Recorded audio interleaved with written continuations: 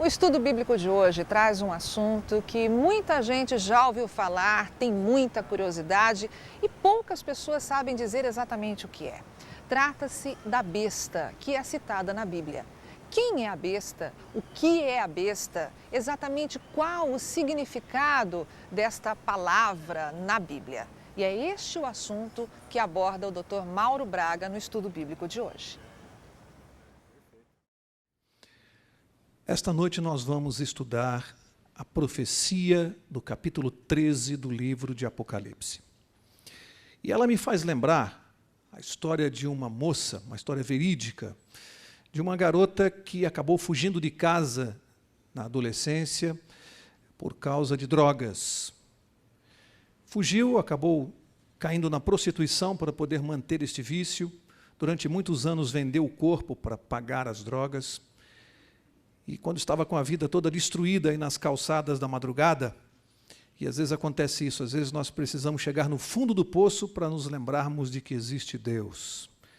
E essa moça, quando chegou no fim do poço, quando não tinha mais nada, não tinha mais para onde ir, ela buscou a Deus e encontrou. Acabou conhecendo o nosso Salvador, teve a sua vida transformada, foi batizada, e ao aproximar-se a data do Natal, ela viajou 1.500 quilômetros até a sua cidade natal e queria dar uma notícia muito importante aos pais.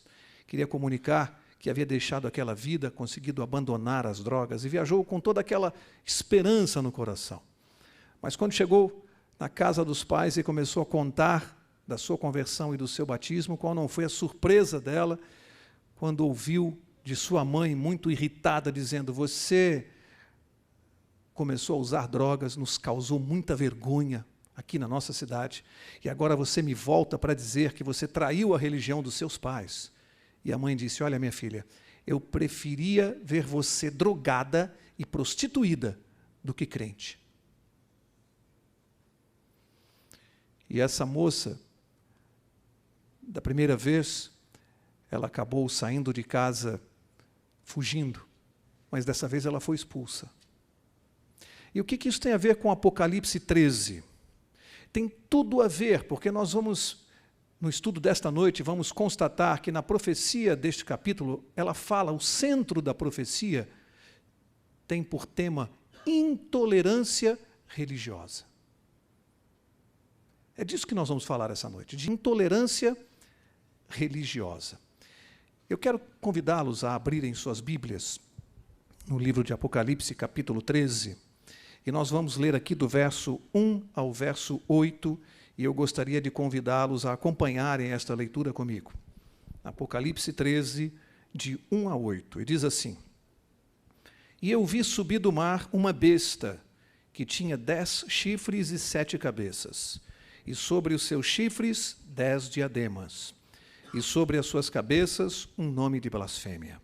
A besta que vi era semelhante ao leopardo, e os seus pés como os de urso, e a sua boca como a de leão. O dragão deu-lhe o seu poder, o seu trono e grande autoridade. Então vi uma de suas cabeças como golpeada de morte, mas a sua chaga mortal foi curada. Toda a terra se maravilhou seguindo a besta, e adoraram o dragão que deu à besta a sua autoridade. E adoraram a besta, dizendo: quem é semelhante à besta? Quem poderá batalhar contra ela? Foi-lhe dada uma boca para proferir arrogâncias e blasfêmias, e deu-se-lhe autoridade para continuar por 42 meses. E abriu a sua boca em blasfêmias contra Deus, para blasfemar do seu nome e do seu tabernáculo e dos que habitam no céu. Também foi-lhe permitido fazer guerra aos santos e vencê-los. E deu-se-lhe poder sobre toda a tribo, língua e nação. E todos os que habitam sobre a terra a adorarão, esses cujos nomes não estarão escritos no livro da vida do Cordeiro, que foi morto desde a fundação do mundo." Naturalmente que o livro de Apocalipse, ele é cheio de símbolos. Nós vamos estudar apenas alguns. O primeiro deles é que quando o livro de Apocalipse usa o símbolo, a figura da besta, em linguagem profética, isso simboliza um poder. A besta, em linguagem profética, é um poder. É disto que esse capítulo está falando, de um poder. E nós vamos ver aqui, rapidamente, as características deste poder mencionado no livro de Apocalipse. Algumas, não temos tempo aqui para examinar todas, demandaria muito tempo, mas vamos ver as principais mencionadas aqui no capítulo 13. Eu quero que vocês acompanhem comigo as características desse poder e veja como a Bíblia é clara quando você lê atentamente. Vamos ver a primeira característica. A Bíblia está falando de um poder que é religioso e recebe a adoração dos homens. Vamos ver onde está isso, onde nós lemos? Vamos ver o verso 8 que nós lemos, de Apocalipse 13. Veja o que diz aqui. Todos os que habitam sobre a terra, o que diz a sua Bíblia? Adorarão. A Bíblia está falando de adoração a este poder, de caráter religioso. Ninguém adora um poder político. É um poder religioso. Guarda isso, é a primeira característica desse poder, de natureza religiosa, e todos sobre a terra adorarão este poder religioso. Foi a primeira característica profetizada aqui neste livro. Vamos ver a segunda característica. A Bíblia diz que este é um poder, também é um poder político de alcance mundial. Além de religioso, ele também é político e tem uma abrangência mundial. Vamos ver onde está isso, onde lemos? Olha o verso 7. O verso 7 diz assim: também foi-lhe permitido fazer guerra aos santos e vencê-los. Olha só agora. E deu-se-lhe o quê? Poder, em algumas traduções, autoridade, sobre toda tribo, língua e nação. Foi dado a este poder, que além de religioso também é político. Como é que eu sei? Porque ele tem autoridade sobre todos os povos. Além de ser religioso, ele também é político e tem um alcance mundial. Esta é a segunda característica mencionada aqui no livro de Apocalipse. Vamos ver a terceira característica desse poder? Diz que num determinado momento da história, ele perdeu o seu poder, mas depois acabou recuperando.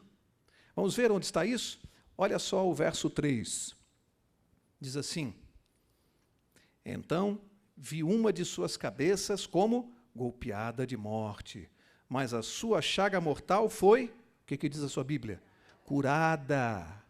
Num determinado momento da história, este poder acabou tendo as suas forças diminuídas, mas diz a Bíblia que essa chaga mortal foi curada, ele readquiriu toda a sua força, todo o seu respeito, a sua admiração mundial. Vamos ver a quarta característica desse poder. Olha só, preste bem atenção. Nenhum estadista ou líder mundial ousa entrar em atrito contra este poder. Quer ver? Onde está? Vamos ver lá.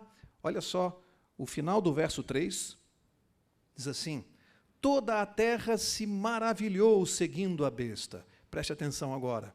E adoraram o dragão, que deu à besta a sua autoridade. E adoraram a besta, dizendo: quem é semelhante à besta?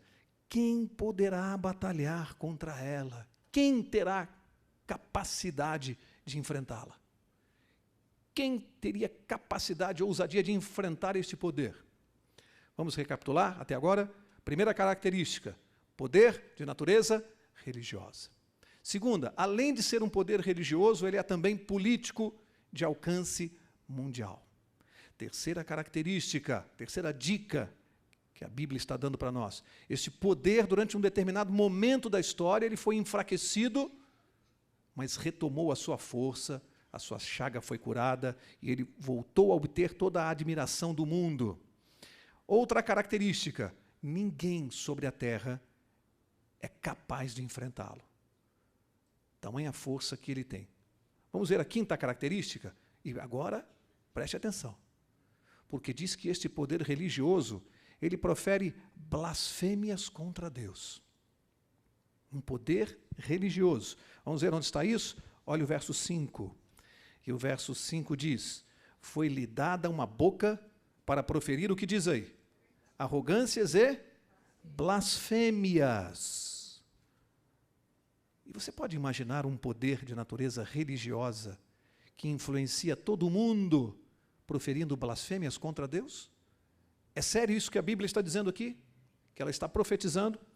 E vamos ver aqui a última característica que está neste livro. Existem outras, mas não temos tempo. Vamos ver a sexta característica muito forte, muito marcante neste livro de Apocalipse, capítulo 13. Veja o verso 7, e diz assim: também foi-lhe permitido fazer o quê? Guerra aos santos e vencê-los. Sabe o que a Bíblia está dizendo? A Bíblia está dizendo que este poder persegue o povo de Deus. Você poderá estar se perguntando, como assim? Um poder religioso perseguindo o povo de Deus? Não sou eu quem o diz, é a palavra de Deus. Irmãos, vejam bem, em resumo, resumindo este capítulo, a Bíblia está falando de um poder que acaba forçando a consciência das pessoas a adorar tudo aquilo que ele estabelece.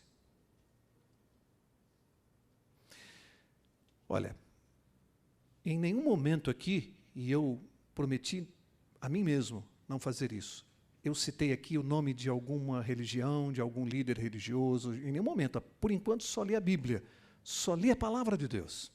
Eu quero mostrar para vocês o quanto a palavra de Deus é clara, porque eu vou continuar me limitando a ler a palavra de Deus. E você sozinho, com a ajuda do Espírito Santo, sozinho, lendo este livro profético, você sozinho tem condições de descobrir que poder é este.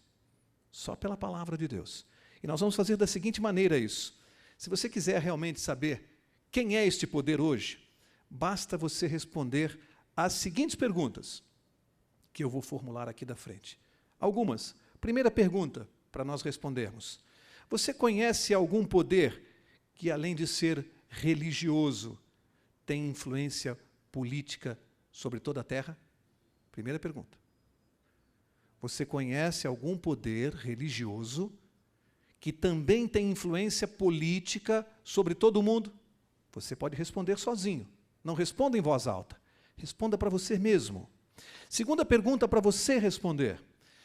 Você conhece algum poder religioso que, em determinado momento da história da humanidade, ele foi enfraquecido, perdeu toda a força política que tinha, mas agora, pouco tempo aqui atrás de nós, há pouco tempo atrás, ele acabou readquirindo a sua força e recebeu, inclusive, terras em um estado, dando prova de que a sua ferida mortal foi curada, readquiriu toda a influência. Responda para você mesmo. Terceira pergunta. Você conhece algum poder religioso respeitado por todos os reis, príncipes, presidentes da República, ministros de Estado no mundo inteiro? Um poder religioso. Você conhece algum poder religioso que, quando o seu representante desce de um avião, é estendido um tapete vermelho para que ele possa andar e os estadistas o recebam? Você pode responder na sua mente, na sua cabeça. É só ler a Bíblia. É só responder essa pergunta. É disso que o livro de Apocalipse está falando. Quarta pergunta. Você conhece algum poder de caráter religioso, preste bem atenção, que tenha proferido arrogâncias, cometido arrogâncias e proferido blasfêmias contra Deus? Para que você possa responder essa pergunta, eu preciso mostrar para você na Bíblia o que a Bíblia chama de blasfêmia, para te ajudar. Vamos ver o que a própria Bíblia diz que é blasfêmia? Vem comigo. 2 Tessalonicenses, abre lá, capítulo 2.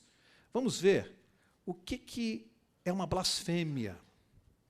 2 Tessalonicenses, capítulo 2, eu vou ler aqui o verso 4.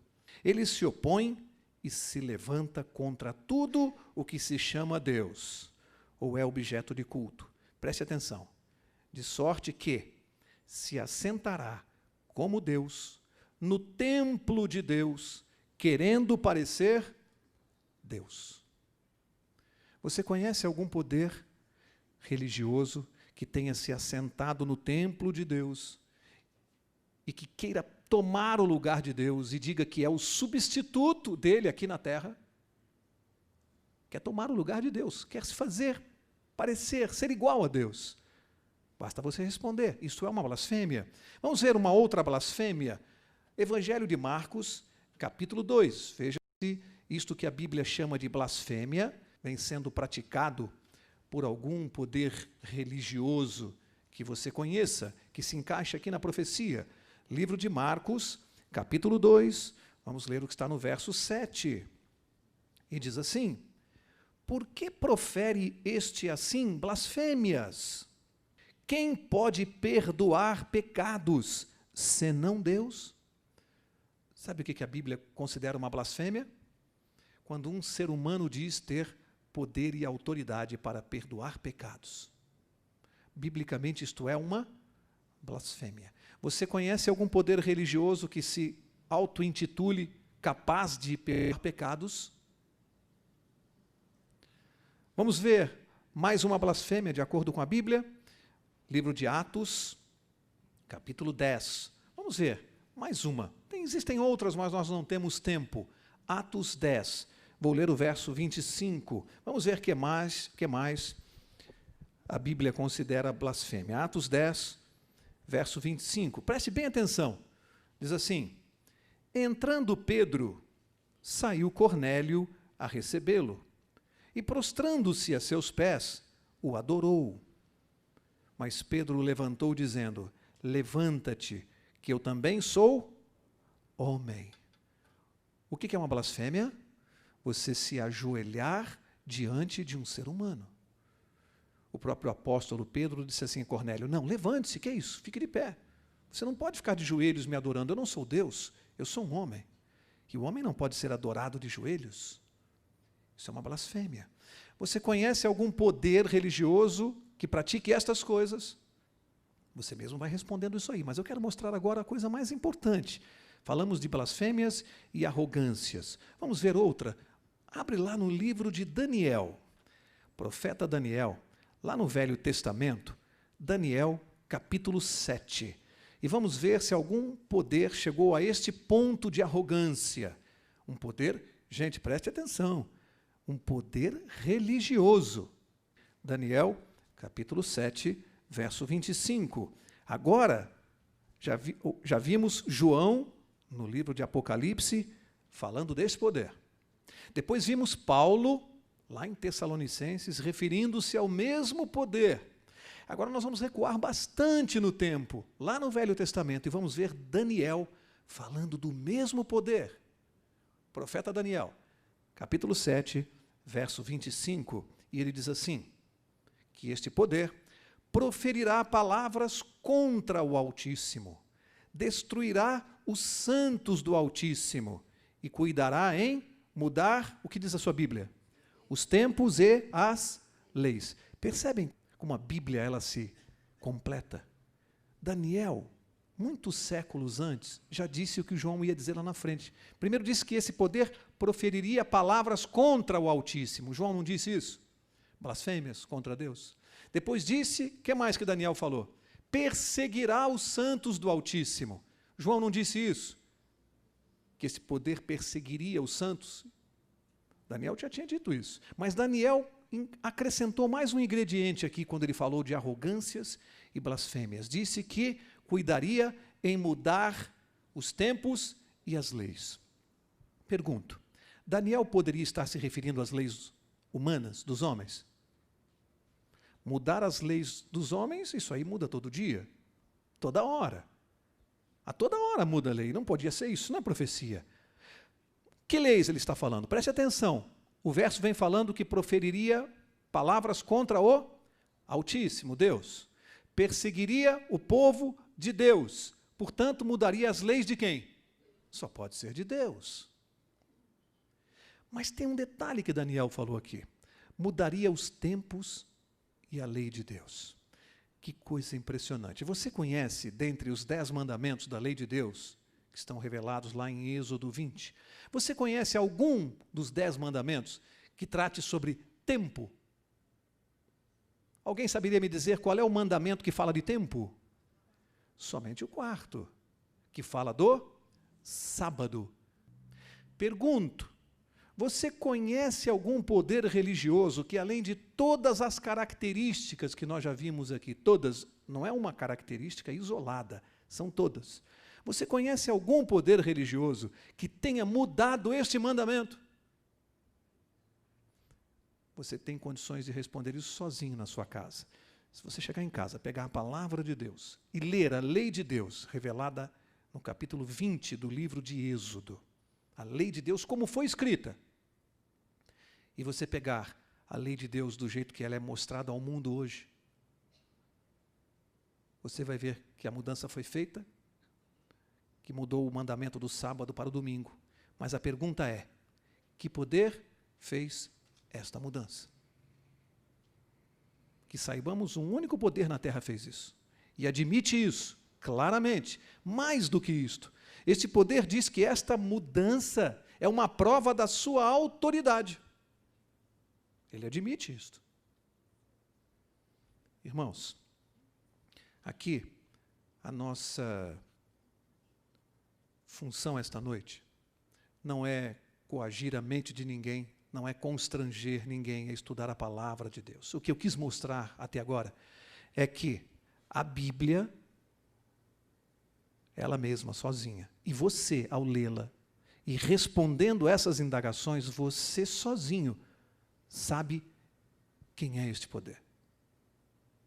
Somente pelas características bíblicas.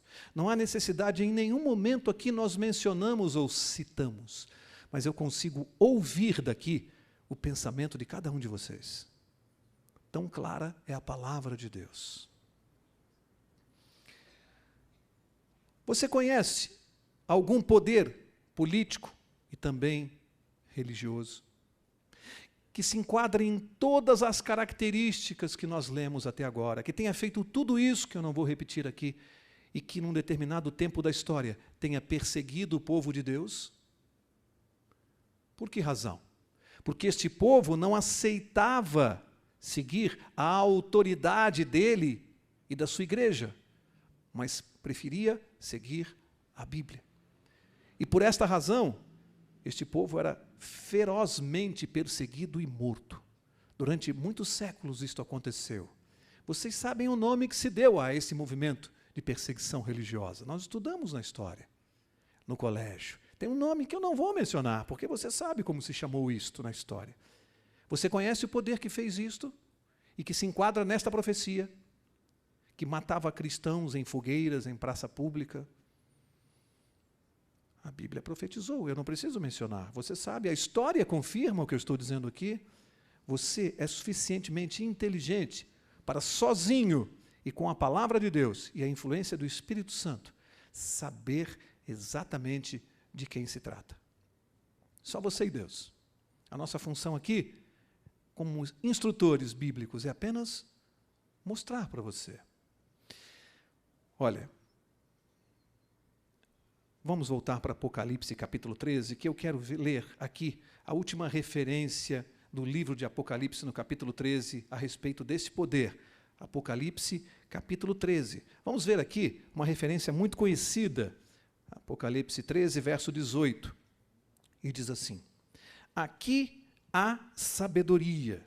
Olha, quando a palavra de Deus diz isso, significa assim, ó, preste atenção. Aqui há sabedoria, aqui é para pensar.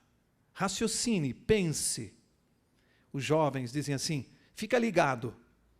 É isso aqui. Pense. Olha o que a Bíblia vai dizer. Aquele que tem entendimento, calcule o número da besta deste poder, pois é o número de um homem. E aqui diz, o seu número é 666, o famoso 666. Olha, irmãos, eu já ouvi muitas interpretações sobre este número vinculado a pessoas, mas eu confesso aos irmãos que eu prefiro da maneira como vou dizer a vocês. Para entender isso aqui é preciso entender um pouquinho, conhecer um pouquinho de numerologia bíblica. Não esse ocultismo que nós vemos aí fora, não, o significado dos números na Bíblia. E você não vai ter dificuldade ao constatar na Bíblia que o número 7 está diretamente ligado à perfeição de Deus. Ele foi citado 329 vezes na Bíblia, o número 7. Todas elas ligadas a atos de Deus, a sua misericórdia. Exemplo, Deus pediu que guardássemos o 7º dia. O número 7 vem sempre ligado à perfeição, a um ato perfeito de Deus. Em contrapartida, todas as vezes que você encontra o número 6, ele está ligado a um ato humano, da imperfeição do homem. Não é à toa que Deus disse ao homem que ele trabalharia 6 dias. Não é à toa que Deus criou o homem no 6º dia. Esse número vem ligado à imperfeição do homem, mencionado 92 vezes na Bíblia. E olha, que coisa impressionante. Porque o que a Bíblia diz é que este poder, que é humano e não é divino, embora queira se fazer passar por Deus, embora se atribua um caráter divino, ele não o tem. Embora se atribua prerrogativas divinas, ele não as tem.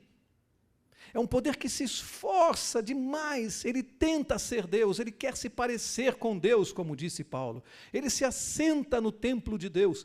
Vocês percebem o esforço? É o 6, é o 6, é o 6, é o meia, meia, meia, mas ele não consegue ser 7. É uma dízima periódica, é o esforço humano de tentar chegar a Deus. 6, 6, 6, jamais vai ser 7. Existe um abismo entre a perfeição de Deus, simbolizada no número 7, e a imperfeição do homem, simbolizada no número 6. Há um abismo de distância. E esse poder se esforça, tenta, mas não consegue. Por isso ele é meia, meia, meia e não sai disso. Ele quer se parecer com Deus, mas não consegue. Impressionante isto. Pode fazer o que quiser. Ele pode fazer o que ele quiser, estabelecer o que ele quiser, o que desejar, forçar as pessoas a adorá-lo, pode fazer o que quiser, sempre será um poder humano, jamais divino, por todo o esforço que faça.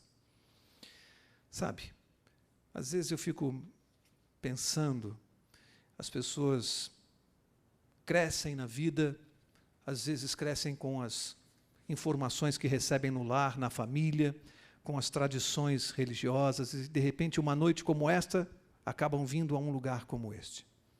E eu fico me colocando no lugar dessas pessoas, que se deparam com uma informação que pode, como se fosse retirar o chão debaixo dos pés. É como se retirasse tudo aquilo que você plantou a sua fé, que você acreditou durante toda a vida. E agora nós temos que falar de uma coisa chamada crescimento espiritual. Crescimento espiritual requer decisão. Eu gosto da história daquele jovem que estudava no colégio primário e aprendeu a somar, subtrair, dividir, multiplicar. E de repente foi para o colegial e começou a aprender álgebra, física, trigonometria. E aí foi para a universidade e começou a estudar física nuclear, física espacial. Agora eu pergunto, seria correto ele dizer assim, lá na universidade, quando eu ia no primário, eu estava errado? Ele estava errado? Ele não estava errado, ele apenas estava crescendo. Errado ele estaria se chegasse na universidade e ele dissesse assim, eu já conheço conta de somar, de subtrair, não preciso aprender física. Aí ele está errado, porque ele não quer crescer, ele não quer conhecer a verdade, ele não quer evoluir. Aí ele estaria errado. Mas o fato da verdade chegar a você e você crescer espiritualmente, não há nada de errado nisso, isso é crescimento espiritual. Ninguém está errado ao receber mais informação do que tinha. Você não estava errado, você estava crescendo. E você chega aqui a esta noite e descobre que a revelação de Deus, ela é eterna. Estaremos sempre aprendendo com Deus. Eu quero encerrar, como eu gosto da história do filho menor do pastor Bullion. Eu acho essa história linda, porque ele conta que o filho menor dele, o garoto dele menor, quando nasceu, quando tinha 1 ano de idade, ganhou do pai um canguru de plástico. Um bichinho de plástico, barato. Mas o menino adorava aquele brinquedo. Para onde ia, ele carregava o seu canguru de plástico. Para cima e para baixo. Ganhava outros brinquedos, brinquedos mais caros, mas ele não abandonava o seu canguru. E assim ele foi crescendo, e aquele era o brinquedo que ele mais gostava, inseparável. E os pais já não sabiam mais o que fazer com aquele brinquedo de plástico, já todo amassado, ralado, mas o menino não o deixava nunca. E ele chegou aos 6 anos na idade escolar. E no primeiro dia de aula, estava ele pronto para que o pai pudesse levá-lo, banho tomado, de uniforme, a sua mochila, e debaixo do braço o seu canguru de plástico. E o pai, quando viu aquilo, disse: filho, senta um pouquinho para o papai conversar com você. Você não pode levar, filho, esse bichinho para a escola. Você está crescendo. Você tem que deixar ele aqui. Ele não pode ir mais com você. E o menino disse: mas pai, por quê? E começou a chorar. Ele não queria soltar o seu brinquedo inseparável. Aquele brinquedo simbolizava a inocência dele, a infância. E o pai começou a explicar as razões pelas quais o brinquedo não podia ir para a escola. A cabeça compreendia, mas o coração não entendia. E de repente o menino, com lágrimas nos olhos, olhou para o pastor Bulhon, e ele também estava com lágrimas nos olhos, entendendo o sofrimento daquela criança. Para crescer, naquele dia o menino estava crescendo. Sabe, meus amigos, todos nós temos os nossos cangurus de plástico. Coisas que nós nos afeiçoamos, carregamos durante toda a vida. Às vezes pode ser uma religião. Mas hoje é o dia em que Deus, também com lágrimas nos olhos, está dizendo para você: filho, você está crescendo. Deixa esse canguru de plástico. Você está crescendo. Ele faz parte do seu passado. Você precisa conhecer novas coisas. Você precisa crescer. Nesta noite, esta é a minha oração.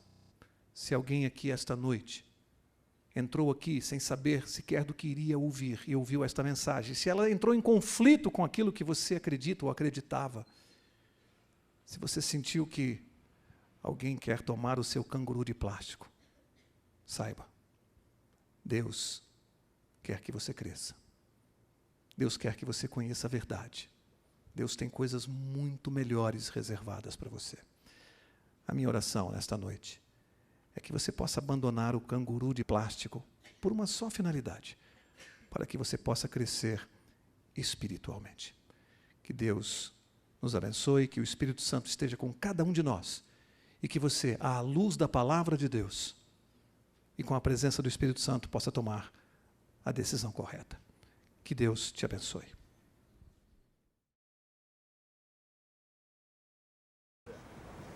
A Bíblia traz assuntos interessantíssimos que dizem respeito ao nosso cotidiano, à nossa vida. E se você tem alguma dúvida, restou alguma dúvida sobre o assunto tratado nesta aula, entre em contato através do e-mail que aparece na sua tela. Até a próxima!